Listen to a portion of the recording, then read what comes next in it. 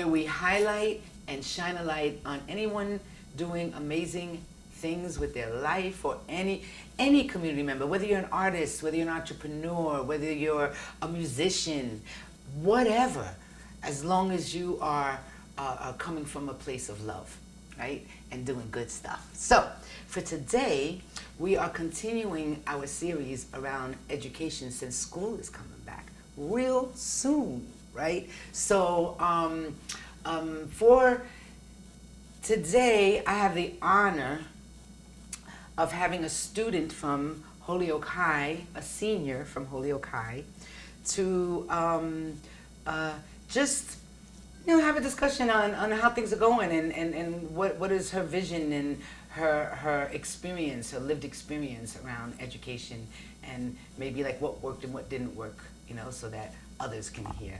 So I would like, without any further ado, I would like to introduce you to Annalise.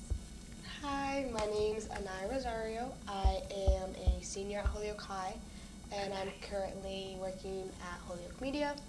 I play volleyball, and I'm a part of the superintendent's cabinet, and yeah.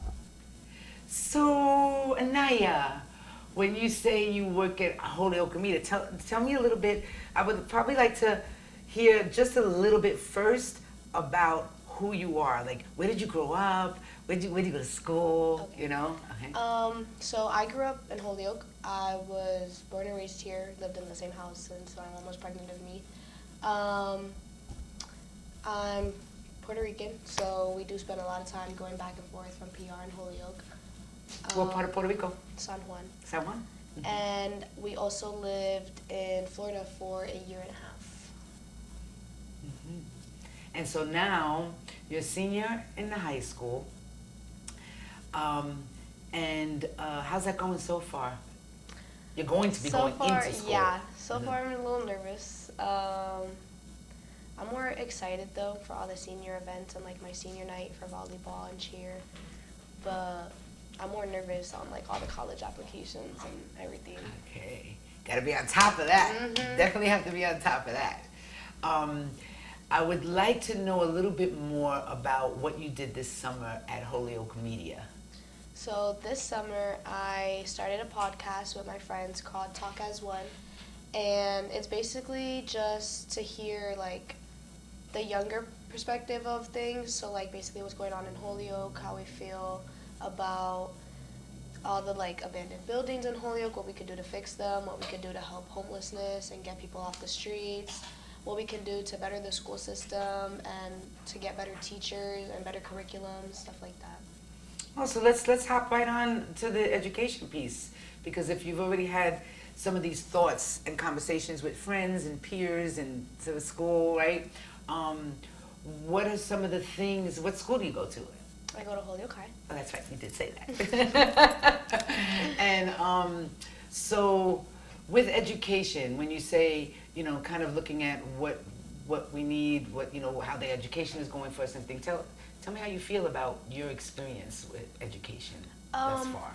I feel it's very limited to students because I grew up, obviously not everybody's the same, but I grew up in a household where education is very important. My mom was the first person in our family to go to college. She was the first person to get an education higher than elementary or middle school. Mm-hmm.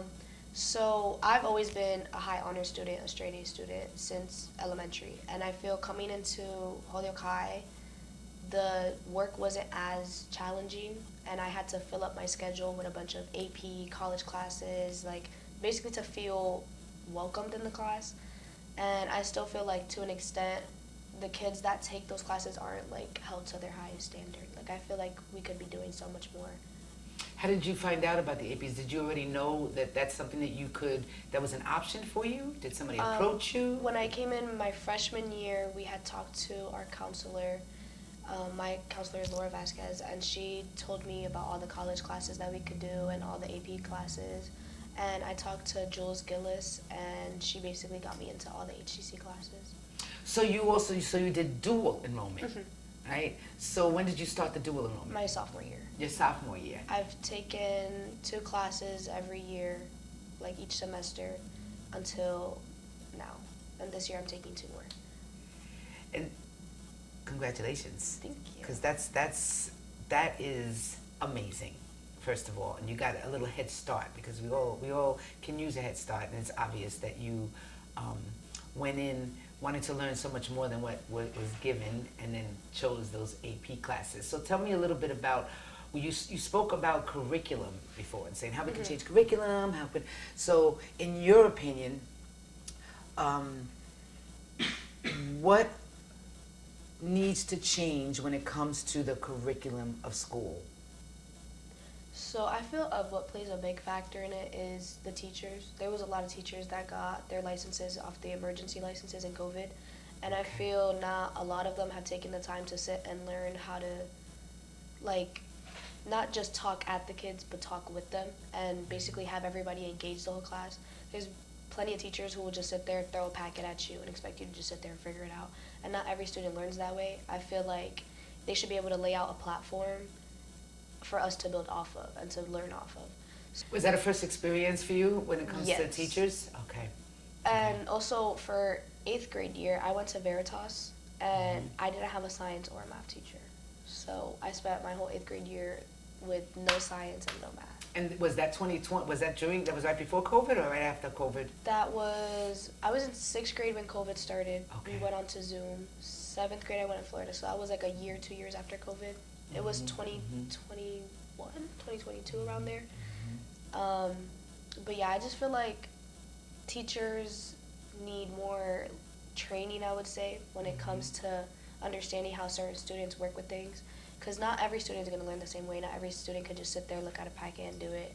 Personally, I am one of those students that can do it, but not everybody learns that way. I feel like teachers should be more engaging and more... What does that look like? So for an example, I'll give my history teacher that I had for AP. His name is Mr. Roach. He would sit there and we would take notes off of a video, some guy named Heimler.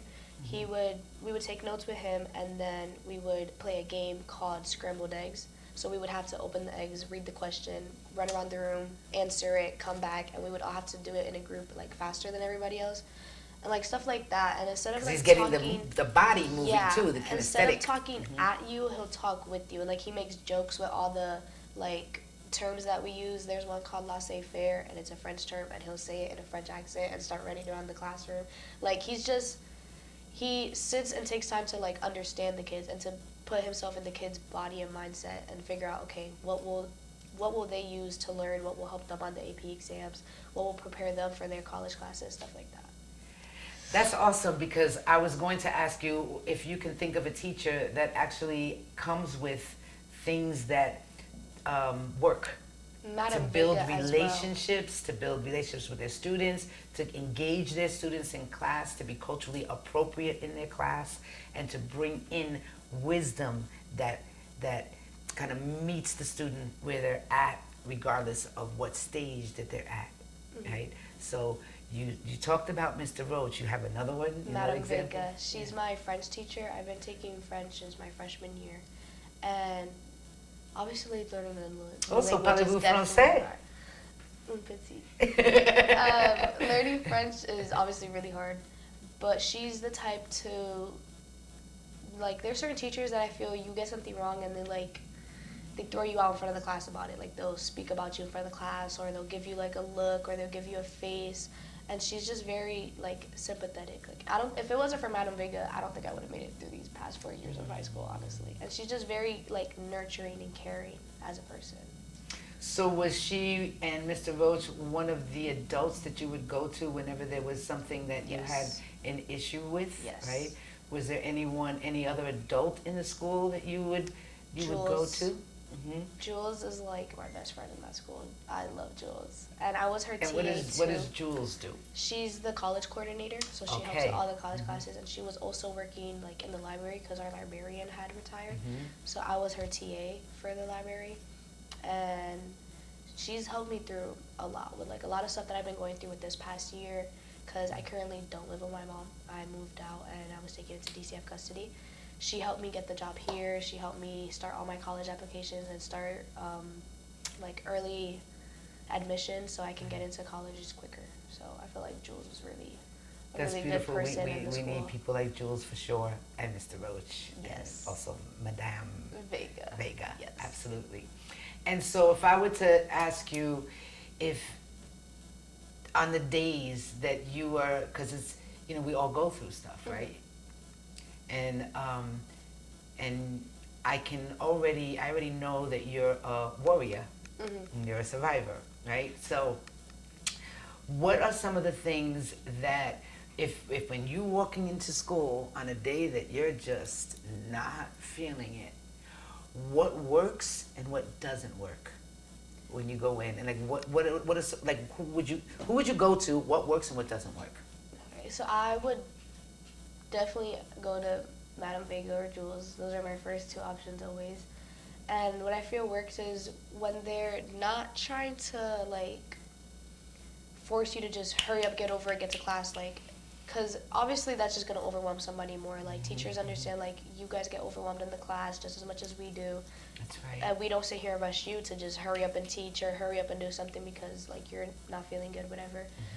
And I feel at Holyoke High, there's a lot of staff members who are just too persistent in a, like, aggravating manner. There was a time we had they were, like, searching students before they came into school because there was a threat or something for the school. So they do the metal detectors and then they do the wand or whatever. And it was raining outside. So instead of making the line through the front door where we can all stand under, like, what they have covering it so we're not getting wet, they made it through the lunchroom door. So everybody's just standing outside getting drenched in the rain, and everybody's already pissed off. We have to go through all these metal detectors. We're soaked. We have to stay in school for 8 hours. Like, everybody's just upset. And so I had walked into school that day, and I was already just not having a good day. I was upset. My friends weren't having a good day. And rightfully so. So I walked in, and I was like, oh, like, this is so aggravating. Like, maybe if you guys did your job correctly, like, we wouldn't have to be doing this every day. And a staff member had came up to me, and he was like, oh, what's your issue? If you have a problem, you can go up to 305 and da-da-da-da. And 305 is basically where they, like, where you go to get disciplined, basically. So I, like, turned around, and I was like, 305 for what? Like, I was voicing my opinion. Like, I'm aggravated, I'm soaked, I'm drenched, it's cold outside, I'm tired. Like, it's 7 in the morning, I don't want to be here right now. And he was like, oh. And I feel like I'm going into a prison. Yes, definitely. Like, Holyoke High definitely needs a lot of change because, I don't know, it's just not a high school anymore. But so I had walked up the stairs because I was just ignoring him. I was like, I can't even deal with you right now. Like, I'm just gonna go to my class. And my first period is my college class, so we only go to the college class on Tuesdays and Thursdays. Monday, Wednesday, and Friday we sit either in the library. But that was my sophomore year, so we sat in Miss Lacey's classroom. So I went up to Miss Lacey's classroom, and he came in and he was like, you need to come up to 305 right now. I feel unsafe with you having this attitude and da-da-da-da-da. And I was speaking in Spanish to my friends, and he's a white man, and he was like, you shouldn't be speaking Spanish knowing we all don't understand it, and da-da-da. And that just, when he said that, I turned around and I was like, excuse me, we're in Holyoke. Like, who in Holyoke doesn't really speak Spanish? Like, come on now. Like, for you to sit here and tell me I shouldn't be speaking a language, even if you weren't in Holyoke, that's my native language, like, are you serious? So, whatever, I just got up. I was like, I'm not a problem student. I'm just going to go. I'm just going to deal with it. So I went up, and I seen Maldonado, which he's also works in, like, 305. He coaches the basketball team, and he's my uncle. So I went upstairs, and I was like, Maldonado, I need you to come here right now. I can't do this. And I'm crying, and I'm soaked, and I'm just aggravated. And I went into 305, and Maldonado came in. He had to talk to everybody. And then the staff member that was yelling at me, I came in. And he was like, oh, I just feel like you should have been more, you should have thought more about it. We're doing something for your safety, da-da-da-da. And I was like, that's totally understandable because my safety is my number one priority, and you guys as the school know that because I'm always the first one on the front line, ready to put myself out there for you guys. But for you to have us sit outside in the rain for 2 hours and just to then come into school and expect us to be all happy-go-lucky, like, that's not. So is there a committee that you're involved in at school? I know you work with the committee with the superintendent. So is there a committee that you're involved in at school that you're able to talk to your peers and kind of share some of those concerns? Because it's not just that story is a story I've seen and heard so many times that should never be a story, okay? And then there's also the flip side of that, where there are people who go be above and beyond and get it. They get their students. They know how to build relationships. What works for you when it comes to building relationship with an adult at the school? Like, what does that look like? What would they do if you didn't know them at all to build that relationship? I feel it's how respectful they are. Because obviously you're supposed to respect your elders. I respect everyone that comes in contact with me, but I feel respect is earned and not given. If you are showing me that you don't respect me as a person, because yes, I am a student, but at the end of the day, we're all young adults. We all are going to come in and fill your guys' shoes in. So if you can't sit here and respect me in my face, or respect how I'm feeling, or just respect my boundaries, I don't feel I should have to respect you or create a bond with you. The only teachers and like staff I have created a bond with are the sympathetic ones, the ones that understand, like, we went through this in high school. We know what it's like. We know what you're feeling. Our best interest is to help you. We just want to help you figure it out. And it also is, because I know I ask that question a lot to students about, like, who's your favorite teacher and why? And almost 9 out of 10 times, it's the teacher that has a sense of humor, the teacher that loves what they do, and the teacher that gives the students the access to what they're learning, meaning they can decide what they want to learn based on the subject that they're teaching, right? And so if you were to think of some of the subject matter classes or just classes in general, what are some classes you think a teenager or any student in a high school would need that does not exist? We have a lot to say about this. They should be teaching a lot more in school, like how to do taxes, how to buy a home, how to like manage your money well, how to. That's math. Yes, and like math teachers. You can incorporate all of that into a curriculum. I'm never going to use y equals mx plus b in real life. Like, I'm not using that. I'm never using that. Unless you become a scientist. You never know. I will never become a scientist. Stuff like that, or like how to deal with like insurance companies, how to basically like do stuff like more important stuff, like stuff we're gonna need in the real world, stuff we're gonna need to use growing up, not just the curriculums they teach. Because I feel like if I'm being honest, I have not learned anything in the past 4 years, for real. The only classes that I feel I've learned something out of are my French class, my college classes, and my AP classes. Any other class I've taken, I feel like the way the teachers are, like, they don't want to teach. Like, they're there just to be there. Like, it's like every classroom you walk into, the teacher's just sitting like this, or the teacher's like this on their phone, and will just throw a packet at your desk and just sit there like this the whole. Packets don't work. And Packets they don't changed their work. classes to 90 minutes. So we only have 4 classes a day. It's an hour and 30 minutes. That enough is just like, I can't spend an hour and 30 minutes in one class in a desk. Like, I'm already jittery. Like, I'm already like, I can't do this anymore. Especially as a student. I don't think you're the only one, by the way. Oh, no, we've complained about it so many times. Like, I don't know why they decided to do it now. They've tried to do it for the past, I think, 5 years it was, and it never worked out. So I don't know why. Especially this generation of kids, I feel, are more, like, outgoing and outspoken. To be able to just have to sit in a chair all day, it's not going to happen. And I feel like that's another reason why there's so many things going on in school with people acting up and like the bad behavior. Like, it's just hard to just want to sit all day like this and expect us to be like this 24/7. That's why teachers like Mr. Roach, I think it was the one that you explained, where not only would he was bringing attention to all the different learning styles. Because I'm sure there was something structured with where you look at the video, you take notes, you're structured. That's He like had our a notes lesson, structured right? a specific way we would have to take them. Then we had a quiz every morning. Like, every time we came into the class, it's called a type 1 quiz. He would just put 4 questions on the board. We would answer them, turn in the paper, start our work. And that's also beautiful, because that lets him see who's getting it and who's not getting it. That's almost like a check Especially point. because Who's getting the we have information. the classes every other day. So we have A day and E day. So we only have 4 periods. So say I had him on A day, I wouldn't see him the next day, then I'd see him the day after. And Wednesdays are half a day, so our classes are shorter. So I feel like that definitely did help, like, us retain a lot of memory. And I know students are going to be real mad at me when I say this, but I do feel like the homework for AP classes help a lot. I do. But I wouldn't say for any regular classes. I've never had homework in a regular class, but for AP classes, the load of work is a lot.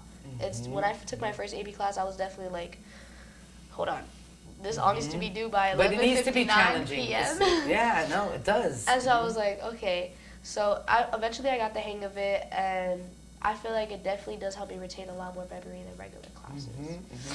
And also what I heard too is that, then you had an egg, right? First of all, the video is visual. So anyone who's a visual learner, right? Then you have that egg. It's a hands-on. You're touching, right? And it's like a question in there, okay? And then you're running and you're moving kinesthetically. Anybody who learns kinesthetic, they're moving, they're going. We would have 20 questions. The 90 minutes can go a lot shorter when you break it up in that way, okay? Yes. So what I'm hearing too is that the school should set up a little training for the teachers, like for Mr. Roach, Madame Vega, and all them to actually give a little bit of training on what works for them. What do they do? Or have the teachers go into their classroom. They silence the most. Those are the teachers that they don't let them speak their opinion. And I've been like, bro, these are my favorite teachers. What are you doing? Because you're right about the fact that when COVID was over and then teachers got the emergency thing. So, and I have compassion for that as well. I have compassion for the teachers. Because they did a good thing. They definitely did help out a lot, but I feel they should have took it more seriously. They should have took. They should get the support that they need, right? And going back to such how can I say, an experience that everyone had around COVID, and not just that. When I think of Holyoke in itself, there was multiple things happening during that time and even before that time, even with Hurricane Maria and getting the influx of displaced people from Puerto Rico, and a lot of the homes were tripled instead of, so there was a lot going on for students. And I would like to ask you, in closing, I would love to ask you, what would you say to a teacher who's starting new, okay? What would you say to your peers? Because you know how your classrooms are, okay? So it's not always just the teacher. Yes, it's definitely a lot the peers too. Right? But there's a reaction from the students because of the adult in the room most of the time. It's how you handle and interact with your students, right? And how you respect, because you give respect, you get respect, right? So what would you say to a teacher coming in for the first time? What I would say to a teacher coming in for the first time is to sit and take the time to learn your students. Don't just learn the curriculum and what you're teaching them. Sit and actually take the time to, okay, this is this student, this is this student, this is how they learn better, this is how they will do better on exam, this is their type of personality. And the whole, another thing is seating. Don't sit people that don't like each other near each other, expecting a reaction not to happen. Don't put the kids that want to learn in the back behind kids that don't want to learn, stuff like that. Just take the time to know your classroom and your students. And that's very important, because, and what's also important is to, whatever subject that you're teaching, find your kids come with their own wisdom. And so take the time to find out, what do you know about this topic? What do you want to learn about this topic? I used to have a little bowl in the center of my room. I'd sit all the kids in a circle. The first week was never teaching the subject. It was getting to know your students, right? So if the bowl was here and I had everybody in a circle, okay, introducing themselves and then saying, okay, what is it that you want to learn? What is it that you already know about this topic? What are some of the things you want to learn about this topic? You all throw it into a bowl, and I take that bowl and I create lesson plans from that, okay? Because I know that it is going to engage the students, because it came from the students, right? Because that's who we're serving, right? And the other piece about the seating, the seating, you're so right. And seating like they used to do old traditional way, it's just doesn't work. I feel like they should be more I like how they had it in Roach's classroom. He would either have it when he had exams, he had two sides of the room and they were in rows, but when we were just learning and taking notes, he would have groups of desks, at least 4 or more desks together. So everybody's working together, everybody's getting along, everybody's They get to pick who they want to sit with, and it's an AP class, so you know it's not kids that are just there just to be there. No, it's kids that actually want to be in the AP classes and learn the curriculum and have the challenging aspect part of it. And sometimes when you actually get to know your students and you learn their learning styles, because that's another thing. I would give a survey around the learning styles. Yes. And then when you know their learning styles, especially if it's something like grouping, or especially if it's something like science labs, because then if you have 5 kinesthetic students, kinesthetic learners in one group, that table's going to look crazy. So you want to be able to kind of method to your madness to put a visual learner, a structural learner, a kinesthetic learner, this kind of learner at that group, so that that group, it's like a puzzle piece, and everybody, it works beautifully. It's just another suggestion for teachers, right? And I get it with the seating, because sometimes you might maybe have 30 kids in your class. Like, you know, in the high school that I was at, we only had 15 to 18 in a class. So you can do a U shape, and everybody can see each other, and you know. And so what would you say to some of your peers when it comes to I would definitely say to enjoy high school, enjoy your education, get the free education that we have now, because a lot of it is going downhill. Not everybody has the luxury to go to college. Not everybody has the luxury to like accomplish what they want to accomplish. I feel like we should honestly just be as you should know how to balance. If you can't have fun and choose school, you should always choose school. But if you can balance, it's perfectly fine. Just go, do what you have to do. I know some of the teachers may not be respectful, but you know they're always going to get their way. Just brush it off your shoulder and go on with your day. And how about you really know how to self-advocate? I can hear that in you, right? Learning how to, or self-advocate for yourself, speak up for yourself, right? Yes, definitely. That's important, right? To really speak up for yourself. Is there any last thing you would like to say when it comes to school is starting next week, right? Yes. Right? Yeah. That's like an exciting feeling, right? Exciting yet feeling, you know?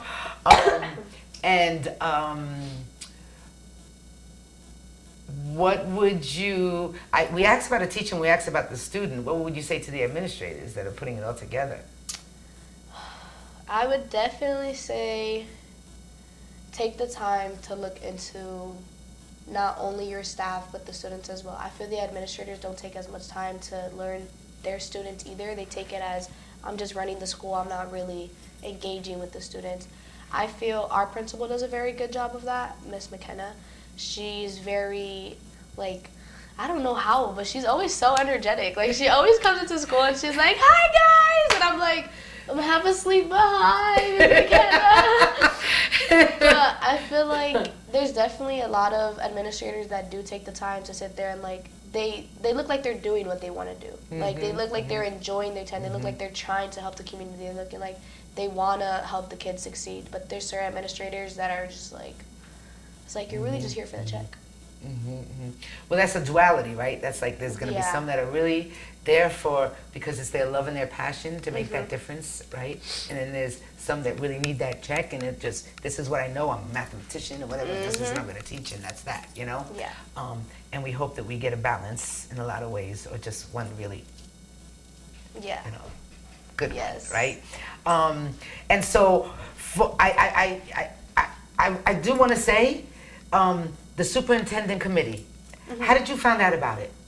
So How can anybody find out about it? And if anybody's interested in being a part of it, or people at your school, you know, you bring back the information, right? Yes. Okay. So we have Miss Burchard at our school. She's one of the administrators as well. She basically does all the stuff with the superintendent, all the stuff with like all the events at school where people come to talk to us, tell us how to elevate ourselves, And she knows me personally from doing sports with her kids, growing up in Holyoke. Like, Holyoke is really small, so I feel like a lot of people know a lot of people, and she knows my family, And she also knows I'm very well-spoken. I'm very, like, if I know something's wrong, I'm going to speak on it, and I'm going to give my point of view as a student advocate in the city of Holyoke, because I feel like we definitely do need a lot more student advocates. How do they get involved if they want to? Talk to Miss Burchard, or you can always But if they don't go to reach Holyoke out. High and they're in some other school, but they really like even if it's in, let's say, Springfield or Chicopee, and they don't have it, let's say a student committee, I don't know, let's say they don't. What would you say to a student in order to find out? So what we have in our school is the Roots Restorative Justice, and they do go to a lot of other schools and talk to them about stuff. And then Miss Burchard, she grabs a group of students. We'll go talk to other schools, or for the meetings for the superintendent, we usually have them at Dean. And for that, we have students come in from Sullivan, students come in from Dean, students come in from STEM, students from like as many schools as we can in Holyoke, basically like all of them. So everybody from every age range can give their perspective on what's going on in the school, what's going on with teachers, lunches, the curriculum, stuff like that, and how do you guys think we could fix it?